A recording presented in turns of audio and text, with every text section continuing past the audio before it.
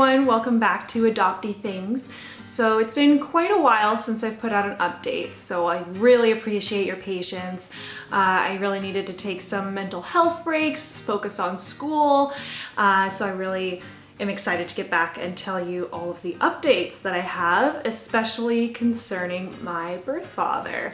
So you can probably tell from the title, I found my birth father. It's pretty crazy. It happened pretty quickly, actually. I believe the last time we talked, I was talking about how I got Ancestry DNA results on a potential half-sister, maybe cousin. It was inconclusive and frustrating, to say the least. Since then, I reached out to another cousin. Now, this cousin is actually the child of one of the possible birth fathers. Remember, there were two. The first one I tested, the girl, she was from the person that I think is my birth father. And the second cousin is a guy. He is from the other possible birth father. So I figured, okay, I'll now have one child from each parent. This should really rule out any other possibilities depending on how this other person comes back. Hopefully their results would be more definitive as a cousin or half sibling.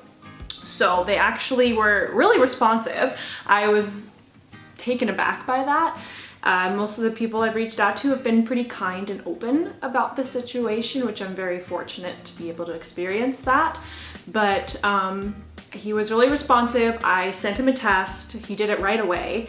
And it took a little while to get the results back. But once I did, cousin. He was a cousin. Definitively a cousin. There was no in between, no maybe half sibling, no question about it. Cousin. So you can probably imagine how happy I was that day walking out of my dorm room. I was in a dorm at the time, so you can probably tell I'm in my own apartment now, yay. But I walked out and walked to class thinking, okay, that's it. He's a cousin.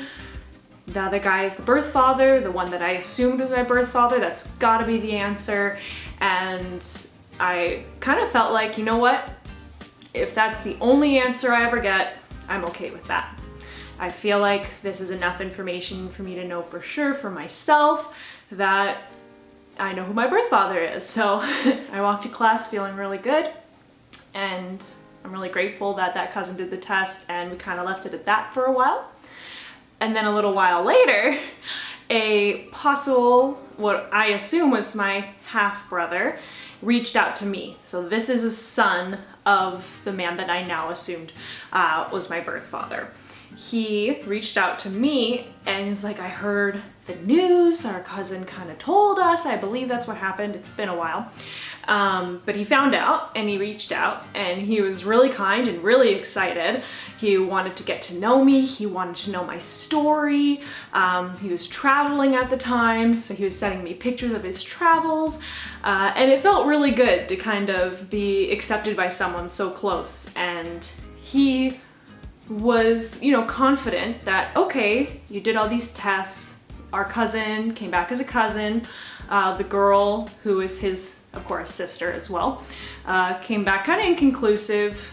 You know, he had some small doubts, you know, he thought maybe, you know, am I the birth father? Is someone else the birth, there's some random cousin we don't know? Like, he didn't have a total understanding of how DNA works, which is fine, it's super complicated. But I was still extremely confident in who the birth father was, that we shared the same dad. But he was like, no, we should know for sure. You deserve to know for sure. I'll talk to our birth father and ask him, see if he'll do the test, which was so generous and brave. Because this is not an easy thing to talk about, especially with the father that he had grown up with. You know, he knows him better than, of course, I do. I've never even talked to him. And he reached out to him and talked to him. He got another one of our sisters involved, and they were really open with me. They're really kind with me, and they talked to our shared birth father, and he said he's gonna do the test. which was surprising to me, because if you remember when I first reached out, he was, you know, hesitant and thinking, no, it can't be me. I can't be the birth father. I don't remember anything about that. It has to be someone else. It can't be me. Maybe it's my brother, maybe it's someone else. I don't know. But after his children reached out, he agreed. He said, you know what? This girl's worked really hard. She's been at this for a long time. She should know for sure, and we should know for sure. I should know for sure. I as in him. He should know for sure. And so they agreed. So in sort of a mediated way, they gave me his consent, they gave me his information, and I sent him a test. He did the test immediately, and I'd say I've never gotten Ancestry results back so quickly. Within a couple of weeks, we had our answer. I opened it up, I looked at the results, and there it was. Parent-child relationship.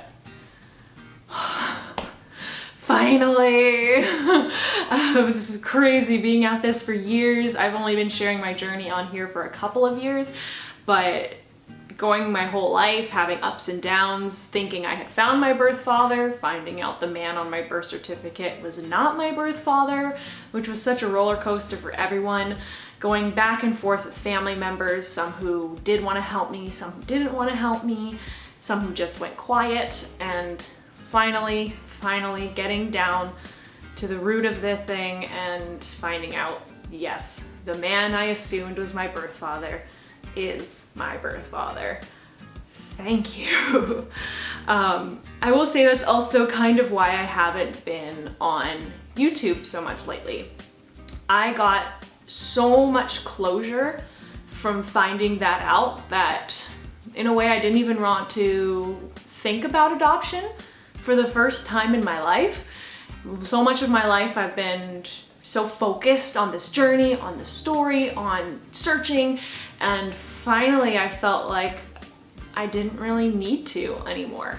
This was such a huge question and one of the last ones that I had left in my journey, and I had it answered and I felt really complete in that. I didn't feel the need to really push as hard anymore. So that's why I've been off the radar, but I'm really glad to be back. I still want to keep updating you. I still want to share parts of how the relationship does or does not progress. I will say my half-brother, officially, the one who kind of set up the DNA testing with our birth father, he set up a messenger chat with my birth father, so I actually have gotten a couple messages back and forth with my birth father. And he admits to saying, you know, after seeing the test and really thinking about it, some memories came back. And it's been, I think, probably a difficult process to have all of that come back. It wasn't an easy time for him or my birth mother. And he accepts me as his biological child and acknowledges himself as my birth father, which is huge, and not a lot of people get that in life, and or adoptees. A lot of adoptees don't get that acknowledgement and recognition. Now I will say he and I have not spoken since. That was before Christmas, so last year. So we haven't had a chance to really connect. I reached out, I sent a Christmas card. I love sending Christmas cards, so I did send one just to, you know, say I'm here. I'm out here if you want to chat. If not, that's okay. I got my answers. I would love to get to know you more as a person, but I'm okay with the fact that we haven't connected much beyond the recognition and acknowledgement.